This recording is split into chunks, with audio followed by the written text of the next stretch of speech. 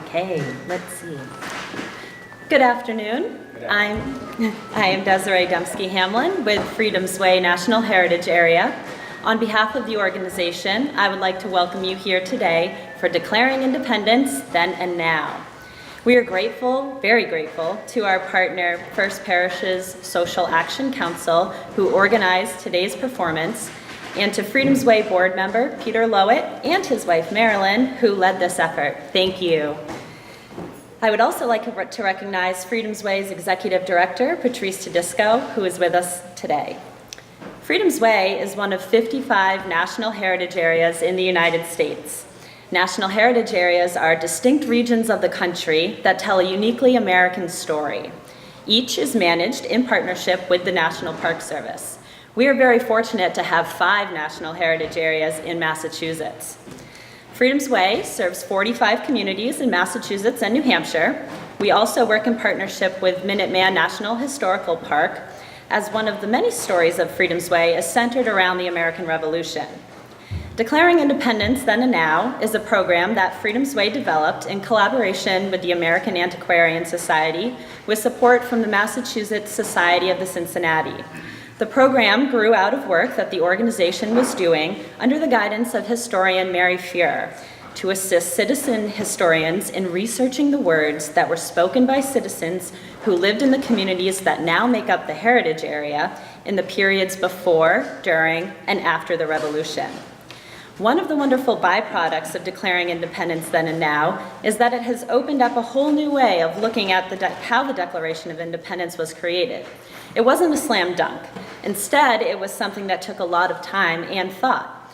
This process is a great indicator of one of the interpretive themes of our heritage area, which examines the American democratic process. Just last week, we learned that Declaring Independence Then and Now in its 3rd year, was selected to receive a 2019 Award of Excellence from the American Association for State and Local Histories Leadership in History Awards Committee. This award was made possible through the dedicated work of our many community partners, volunteer coordinators, citizen historians, narrators, and reenactors.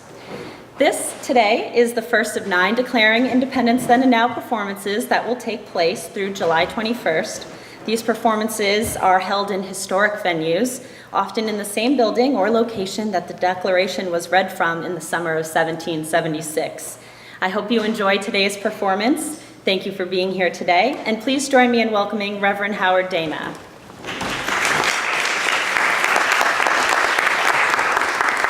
Thank you. Good afternoon and welcome to First Parish in Concord. It is very fitting that this is going to happen here this afternoon.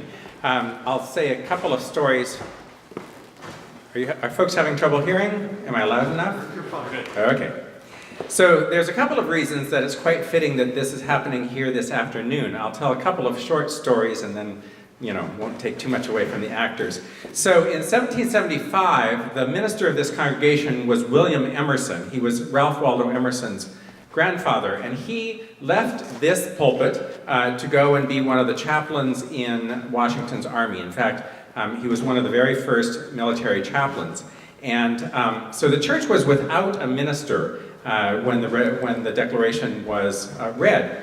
And because it was not particularly Tory-leaning, it probably would have been in sympathy with the words that we will hear. Not all churches were in sympathy. Some of them leaned much more heavily Tory, but this church did not. And it's worth noting that the Wright Tavern, which the church has owned for many, many years, right over here, is one of the buildings that still exists in which some of the supporting documents were ironed out, and there were important meetings that happened here in the church and also at the Wright Tavern that were part of this process. So it's wonderful that we can host this today here at First Parish in Concord. This congregation has been here since 1636 and will continue on for many more years and was very much a player in the Revolutionary War here in Concord, both through its minister going to be a military chaplain and the use of its space in the process. Our narrators for today's event are Victor Curran and Representative Tammy Gouveia. Welcome, Tammy. Glad you're here. Our costume performers are Susan Ellsworth, Kate Kavanaugh, Gib Metcalf, Christian Kruger, and Keith Bergman. Now, declaring independence then and now.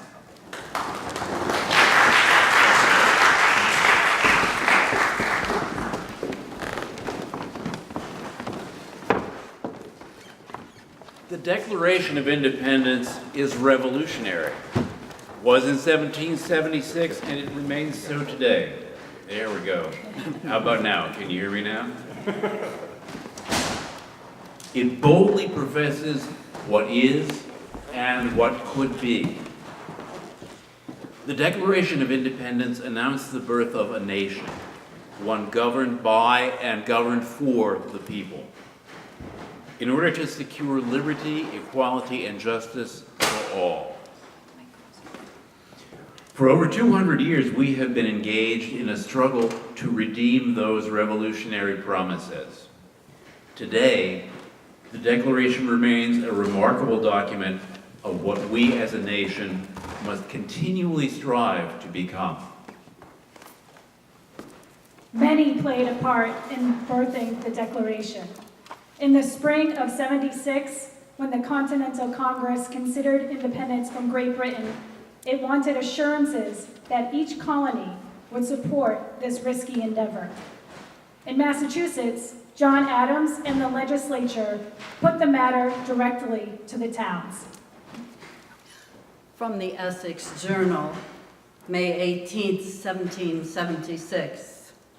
Resolved, as of the opinion of this House, that the inhabitants of each town in this colony ought, in full meeting, advise whether that if the Honorable Congress should, for the safety of the said colonies, declare them independent of the Kingdom of Great Britain, they, the said inhabitants, will solemnly engage with their lives and fortunes to support them in this measure. Across Massachusetts, people gathered in town meetings to debate the question. Each knew what it meant to engage with their lives and fortunes. If they tried and failed to separate from Britain, they would face the penalties of treason, their property seized, their lives forfeited. Today, the results of their debates and votes survive in many town meeting record books. Some towns simply affirmed their support. Others drafted full-fledged town declarations of independence. And some, like Barnstable, whose coastline lay exposed to the world's most powerful navy, voted not to seek independence. Let us recover their words. Westford Town Meeting, June 14, 1776. It is our humble opinion that nothing short of a state of independency will so well answer for our safety, and in case the said Congress should declare a state of independency, we will acquiesce thereto and risk our lives and fortunes in support thereof. In the town of Warwick, where the minister preached strenuously against independence, the town voted by yeas and nays. 38 names voted yea, 44 more came in within 6 days and voted for independence, making a total of 82 yeas and not one in the negative. Sudbury Town Meeting, June 10, 1776. The present unhappy situation of our public affairs, by reason of the arbitrary and oppressive measures taken against us in the American colonies by the King and Parliament of Great Britain, and all hopes of an accommodation seem to be finally at an end. We therefore give the strongest assurance that it is not only the unanimous, but the hearty and sincere intention of your constituents that should the Honorable Continental Congress for the safety of these colonies declare them independent of Great Britain, they will, at the risk of their all, support them in the measures. Acton, June 14, 1776, at a general town meeting. The subverting of our Constitution, the many injuries and unheard of barbarities which these colonies have received from Great Britain, convince us confirms us in the opinion that the present age will be deficient in their duty to God, their posterity, and themselves if they do not establish an American republic. We give them the strongest assurance that if they should declare America to be a free and independent republic, your constituents will support and defend the measure with their lives and fortunes. In Sudbury's and Acton's responses, we see more than mere assent. In asserting their rights and grievances, they were following a model. The British people had a long tradition of respecting lawful authority. If a ruler was to be ousted and a new government instituted, the reasons must be properly declared. The 1689 Declaration of Rights, when the British deposed Catholic James II and crowned his Protestant daughter Mary and her husband William, was a model for altering or abolishing government. A declaration should include several elements. It should announce an important change in government.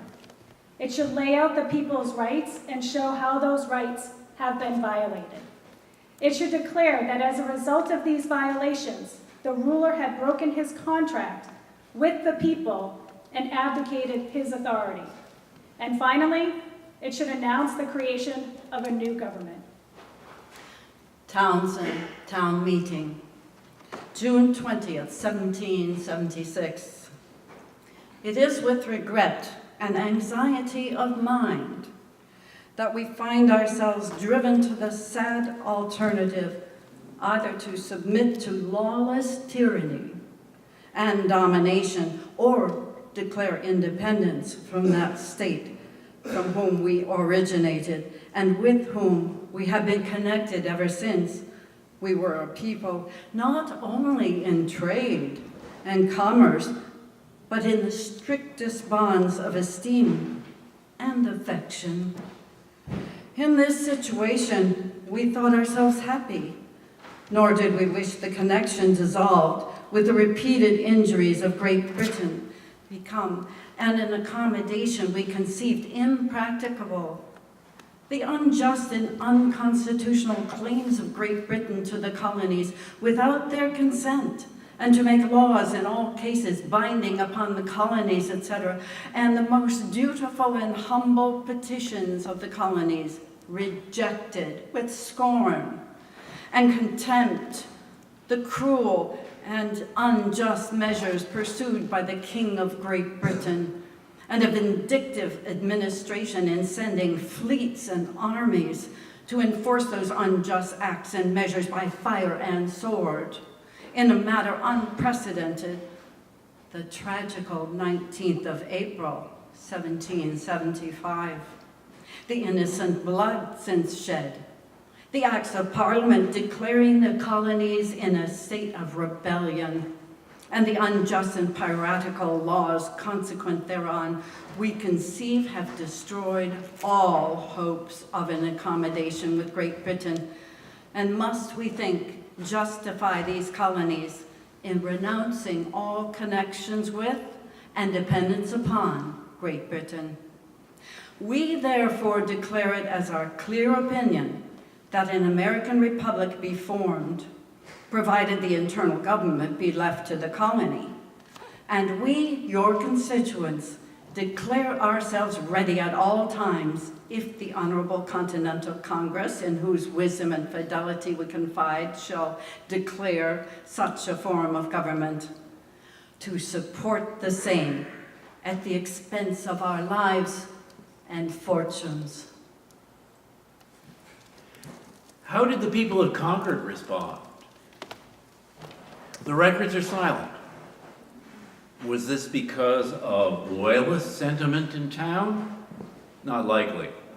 By the spring of 1776, Concord's once powerful Tories had been silenced. Some, like the brothers Daniel and Samuel Bliss, had fled to the protection of British troops in Boston. Those who remained were cowed into silence. I, John Flint, am a former selectman of the town, but I have decided it is best to keep my sentiments to myself. I do not want to suffer the fate of my loyalist townsman, Dr. Joseph Lee, who was dragged from his bed tried by a committee of neighbors and confined to his farm on threat of death. His house has been fired into, his townsmen snub him. For myself, I think I shall be neutral in these times. We cannot know why Concord did not officially record their sentiments on independence. Perhaps they felt they had already made their mind perfectly clear in their fateful actions on April 19th and in the year that followed. Shortly before the Massachusetts Council called for a vote of independence, Minister William Emerson gave voice to the town's feelings. Woe to thee, O Britain! Thy colonies are irrevocably lost, and thou art become weak as other nations. America and all her sons justly disdain thy power, and nobly scoff that iron yoke that chafed her fair neck. Concord had just concluded a town meeting when the council called for a vote on independence. Perhaps they felt that local conditions were too urgent to allow another meeting to voice what then seemed well affirmed. They left the matter to the discretion of their representative, Lieutenant Joseph Hosmer, one of those who had hidden ammunition from the British in his home on the fateful morning of April 19th. More than 3/4 of Massachusetts towns drafted statements on independency that spring, almost all of them positive. Crafting, debating, and voting on these statements solidified support and mobilized towns. It primed the people for the Declaration of Independence. When the Continental Congress ultimately declared independence, word traveled fast. By July 14th, an express rider carrying the Declaration reached Worcester, where Isaiah Thomas waylaid him.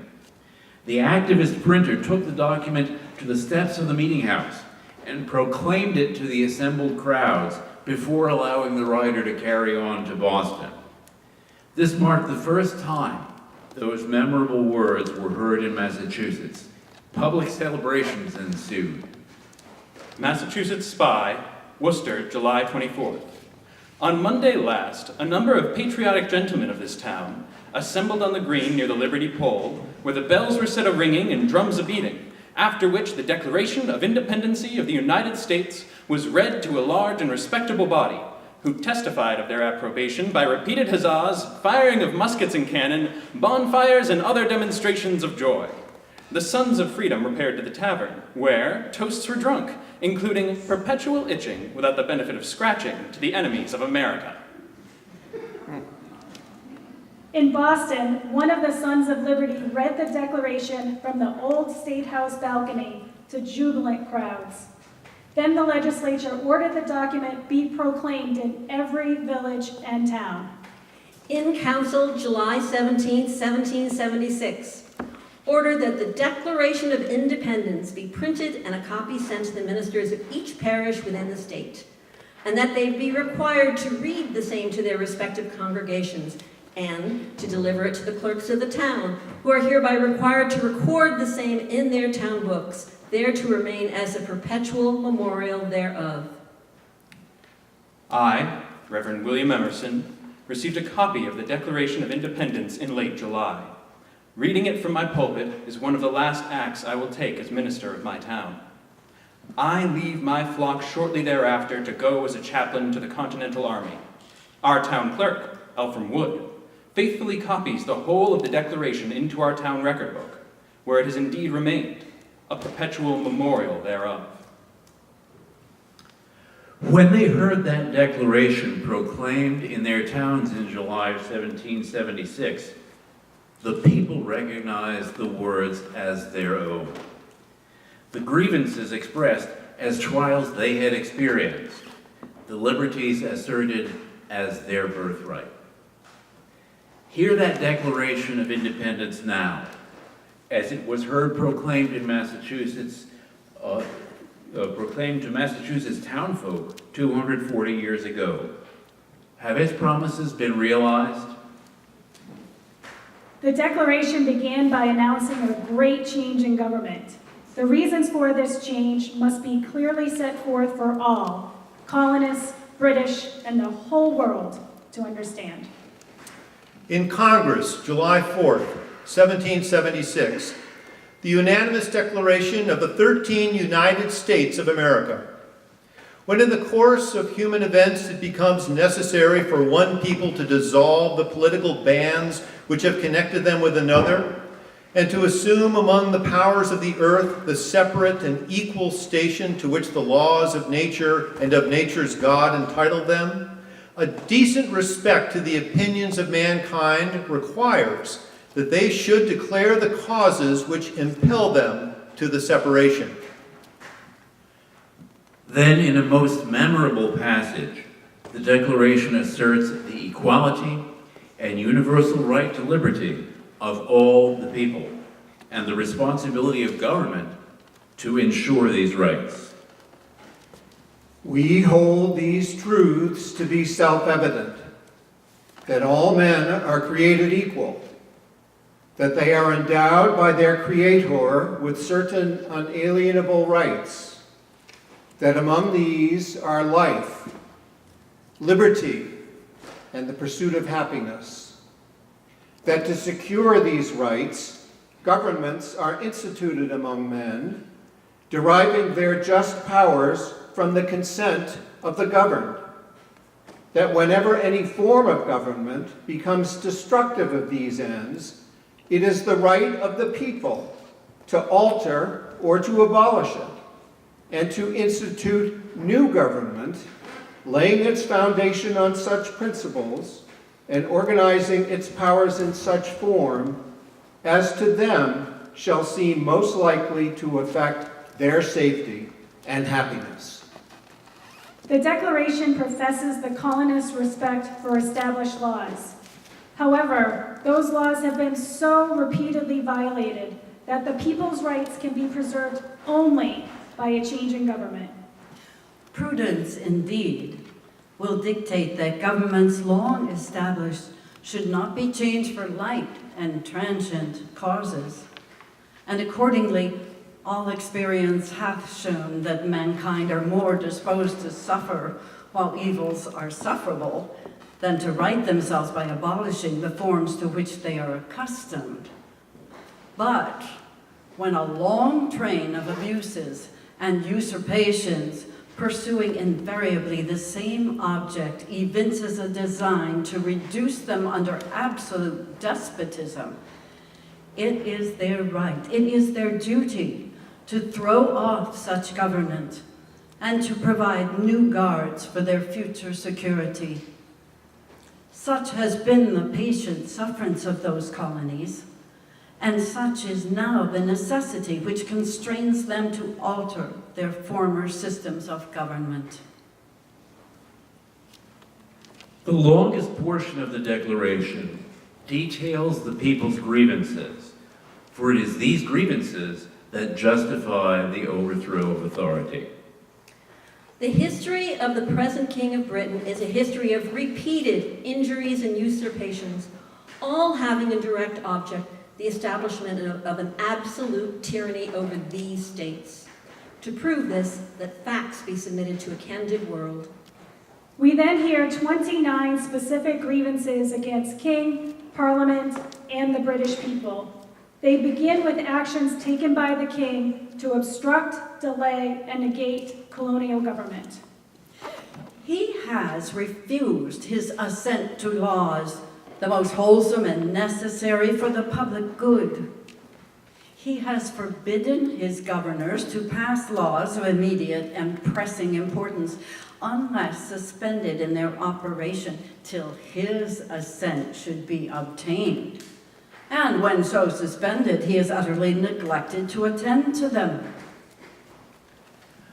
They protest that the king, fearing large legislative bodies, has refused to allocate representatives to the growing frontier, denying settlers the right to a voice in government.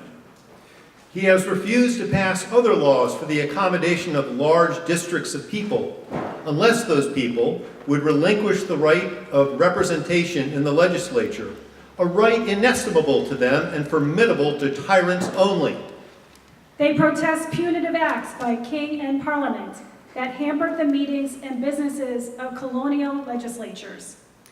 He has called together legislative bodies at places unusual, uncomfortable, and distant from the depository of their public records, for the sole purpose of fatiguing them into compliance with his measures.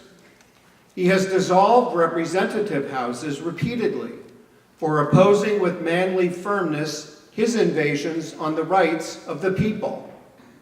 He has refused for a long time after such dissolutions to cause others to be elected, whereby the legislative powers, incapable of annihilation, have returned to the people at large for their exercise. The state remaining in the meantime exposed to all the dangers of invasion from without and convulsions within. The king had banned settlement in the Ohio River Valley, limiting westward migration of the colonists and, in their minds, the right to secure their subsistence on new lands. He has endeavored to prevent the population of these states, for that purpose obstructing the laws for naturalization of foreigners, refusing to pass others to encourage their migrations hither, and raising the conditions of new appropriations of lands. The king interfered with American courts of justice. He has obstructed the administration of justice by refusing his assent to laws for establishing judiciary powers. He has made judges dependent on his will alone for the tenure of their offices and the amount and payment of their salaries. The king appointed despised tax collectors and customs agents to police American trade. He has erected a multitude of new offices and sent hither swarms of officers to harass our people and eat out their substance.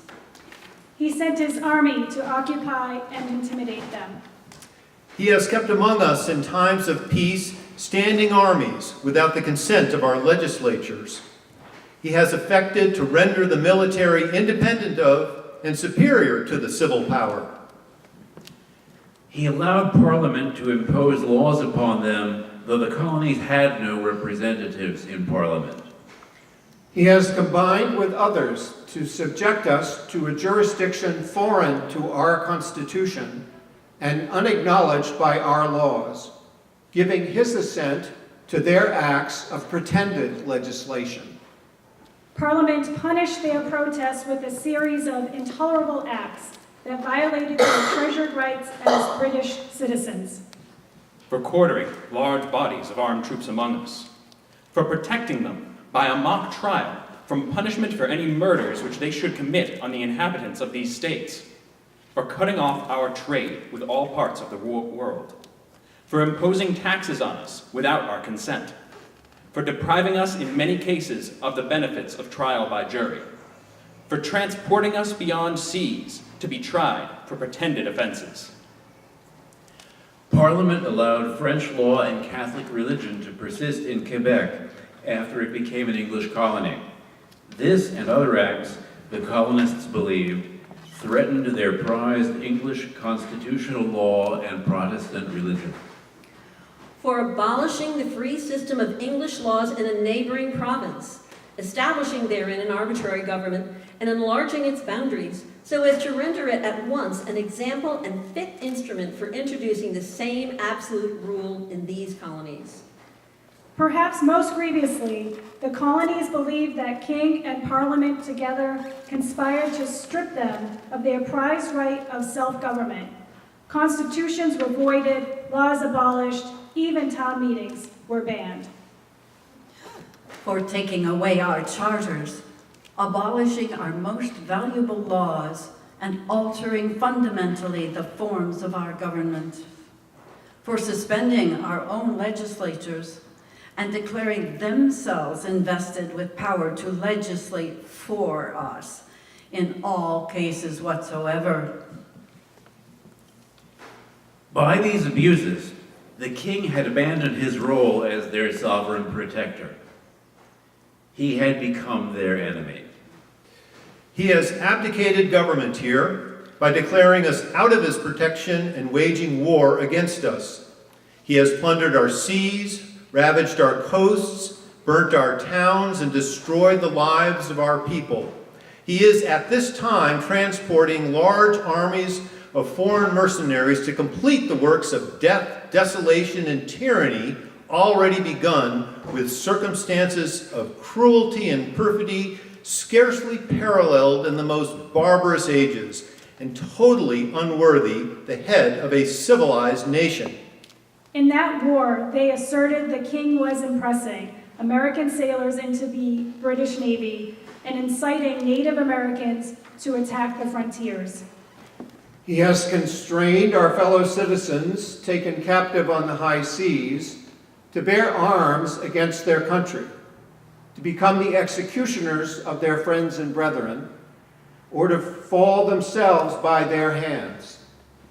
He has excited domestic insurrections amongst us and has endeavored to bring on the inhabitants of our frontier, the merciless Indian savages, whose known rule of warfare is an undistinguished destruction of all ages, sexes, and conditions.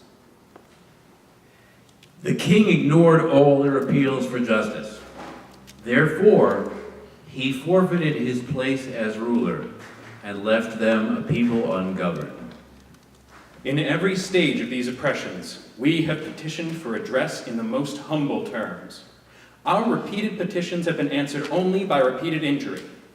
A prince whose character is thus marked by every act which may define a tyrant is unfit to be the ruler of a free people.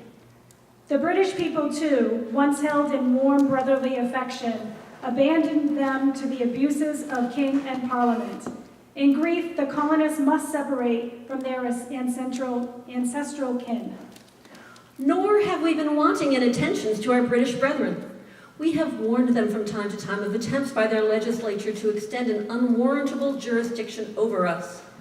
We have reminded them of the circumstances of our emigration and settlement here.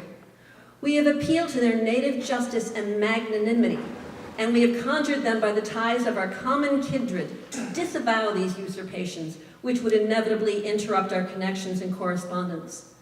They too have been deaf to the voice of justice and of consanguinity. We must therefore acquiesce in the necessity which denounces our separation and hold them, as we hold the rest of mankind, enemies in war, in peace, friends. Being then without a governor or government, it's necessary for these colonies to establish a new government with all the powers of governments among the nations of the world. We therefore, the representatives of the United States of America in General Congress assembled, appealing to the Supreme Judge of the world for the rectitude of our intentions, do in the name and by the authority of good people of these colonies, solemnly publish and declare that these united colonies are and of right ought to be free and independent states, that they are absolved from all allegiance to the British Crown, and that all political connection between them and the state of Great Britain is and ought to be totally dissolved, and that as free and independent states, they have full power to levy war, conclude peace, contract alliances, establish commerce, and do all other acts and things which independent states may of right do. Finally, the people declare that this new government they pledge their all, including all that will be lost if their cause fails, their lives, their property, and their honor among descendants. And for the support of this declaration, with a firm reliance on the protection of divine providence, we mutually pledge to each other our lives, our fortunes, and our sacred honor. These words were proclaimed from pulpits printed in broadsides, toasted in taverns. They responded to deeply felt grievances. They professed deeply held rights. They inspired men to risk their all to create a new nation, a nation dedicated to liberty and equality. For 240 years, we have wrestled with fulfilling the Declaration's promises of liberty and equality. We have contested, does liberty apply to slaves? Equality to women? What are the rights of immigrants? Is equal justice ensured across races, across religious creeds? Do all have an equal voice and equal power of representation? What does equality mean in a society divided by class and wealth? Does poverty jeopardize liberty? Does liberty imply essential rights to health, education, welfare?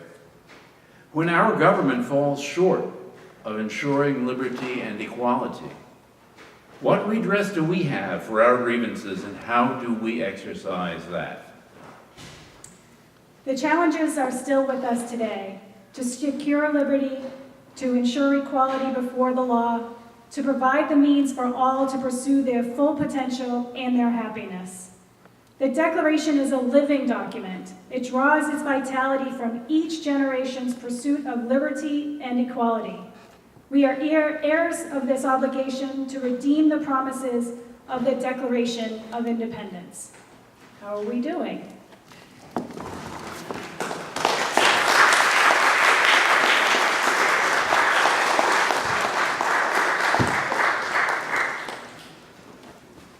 How are we doing? That is the very question. Let's give these players a nice round of applause.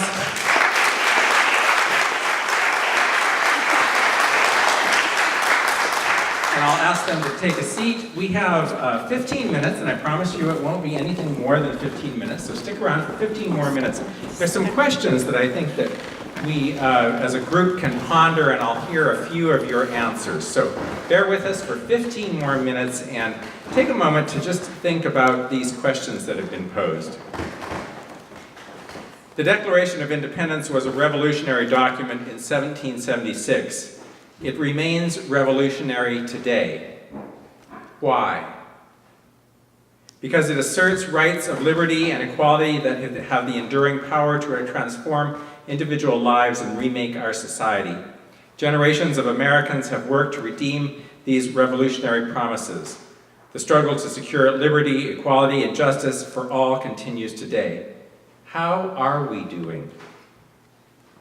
Nearly 2.5 centuries after the Declaration was first proclaimed, listening to its stirring words still has the power to inspire awe, bring tears to our eyes, and raise goosebumps.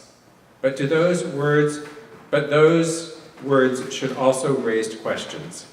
Are we realizing the promises it makes?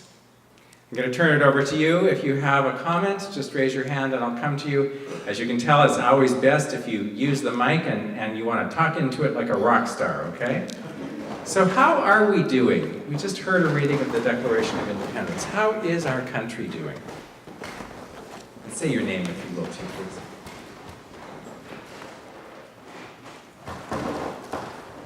My name is Doris Audette. I've been living in Concord for 5.5 years. Going to live here. My name is Doris Audette. I've been living in Concord for the last 5.5 years and forevermore, and from this point on. I think globally, act locally. I'm very upset with what's going on in Washington and how all of our values are being degraded.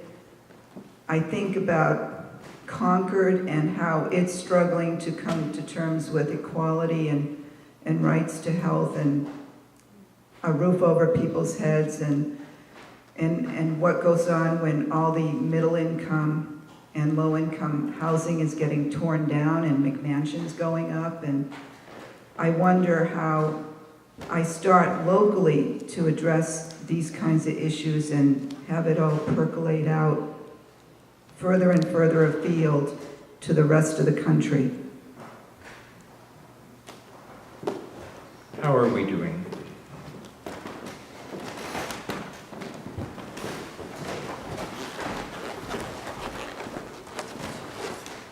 Hi, my name is Tom Field. I actually live in Beverly, but I love to come here.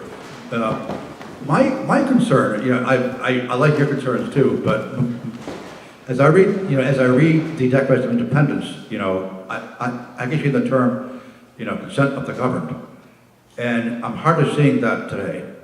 I think that our government has become so representative of moneyed and powerful interests. In fact, studies have shown that public policy has very little to do with public opinion. So I don't see how we can regard what's going on today as a government that is governing by the consent of the governed. It isn't. I think that many of the principles of the Declaration of Independence need to be revisited today. And I think, I think we need to come up with a way to make this more a government of the people, because it is not. I mean, let's be honest, it is not. What do? Well, discussing it is a good, is a good thing. Voting, getting involved, maybe even public protest. But, things need to change. Things need to change.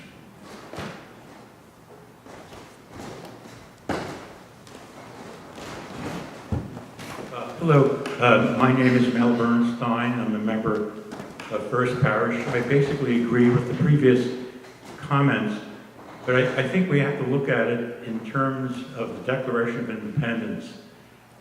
This set forth the aspirations and the ideals of our society, and each generation has to meet the challenge of how it's going to deal with the critical issues of its time. When you move from the Declaration of Independence, which still is the document that says it better than any other one around the world, and it's been emulated in every continent of the world that has a free government, we get down to specifics of how we're doing with policies in our generation. And I think it's fair to say that we're not doing very well. Public opinion polls show that confidence rates are at their historic lows. For the presidency, Supreme Court, legislature in particular, there's been a crash of public confidence in that. The media is open to question. So we're faced with these challenges. The Declaration of Independence gave us the aspirations, it gave us the ideals that we should seek. It's up to us, through our institutions, to follow through on that promise under the rule of law and the Constitution that we have. But as of today, as has been pointed out, we're not doing a very good job so far.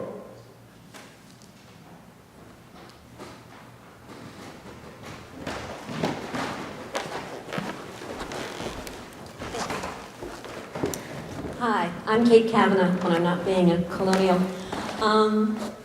I think we can all agree that our current leadership is not living the Declaration of Independence.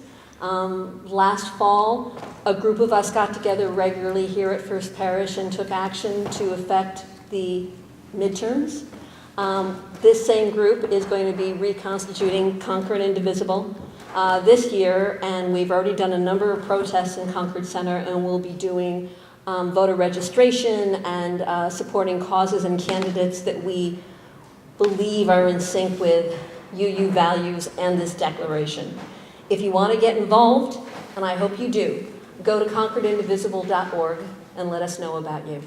Again, concordindivisible.org. Thank you. I want to take just a moment and step out of my moderator hat. I actually think we're doing quite well on this American experiment. I think the American experiment is something that we are just, like Mel said, we revisit every generation. I am so encouraged by the number of women who were elected to higher office. It's absolutely fantastic, and it's going to change this world. I am so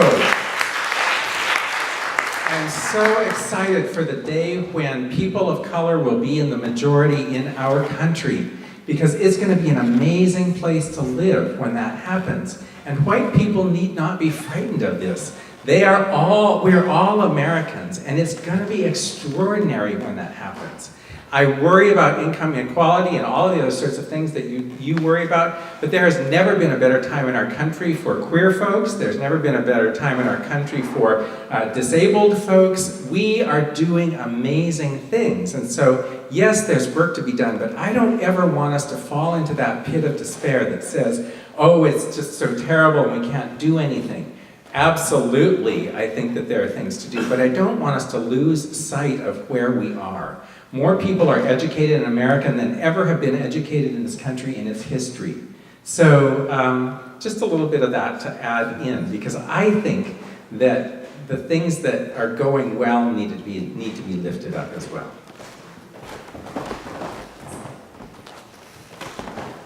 My name is Christian Kruger, and I was thinking, the other day, I walked with my boyfriend holding hands to the Kennedy Museum. In public. 10 years ago, and 10 years before that, that would not have happened. We would have been terrified if we tried. And going in there, right now, we've had a few dark moments. 2016 wasn't a great year. But if you look at it like every 10 years, America has been moving in the right direction. The message of the Declaration of Independence has always been, we could do better. And that has consistently been true, and we still can. But every 10 years, if you look at it, it seems like, for the most part, we're doing better. People are getting more rights, more things that we realize that are bad are getting addressed and then fixed. And it has been fantastic to see how, those Kennedy words really ring true, that the moral arc of the universe does bend towards justice and a better America. How are we doing? We've got just a couple more minutes left. Hi, my name is Susan Allen. I'm visiting Concord today. I live nearby. I just wanted to quickly say I'm just so struck by the bravery and courage and communication that was going on back then. It is just mind-boggling to me that without television or radio, these newspapers and how important the churches were, just envisioning the communication and the bravery and the courage, I'm overwhelmed just thinking about it. And the one concern I have is that I hope someday more people stop looking at their phones long enough to come to a church and visit and listen to some people that they might not have listened to before, just to see what it's like. Thank you. Time for a couple more. Kathy?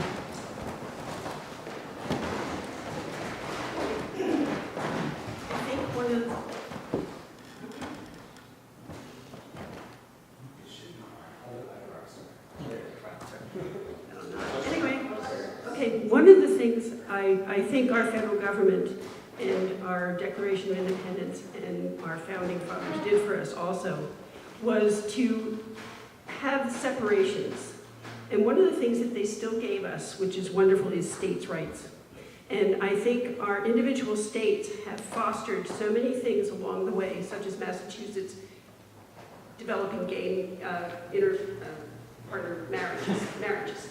And I think our federal government follows our states' rights. And I think if you feel somewhat helpless, get involved locally. We still can foster, one of the reasons why we got the vote is because states' rights.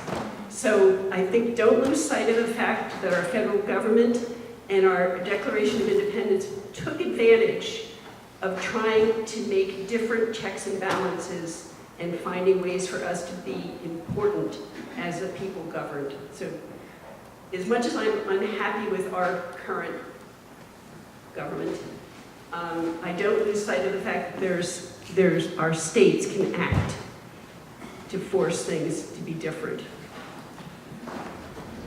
Go to Diane next. I also want to recommend other forces that can be brought to bear. In addition to states' rights, I'm going to refer you to Michael Bloomberg and Carl Pope, who they have been doing incredible work with regard to protecting our environment. Not by necessarily going to government, but by forming independent organizations, using corporate forces, using independent organization forces.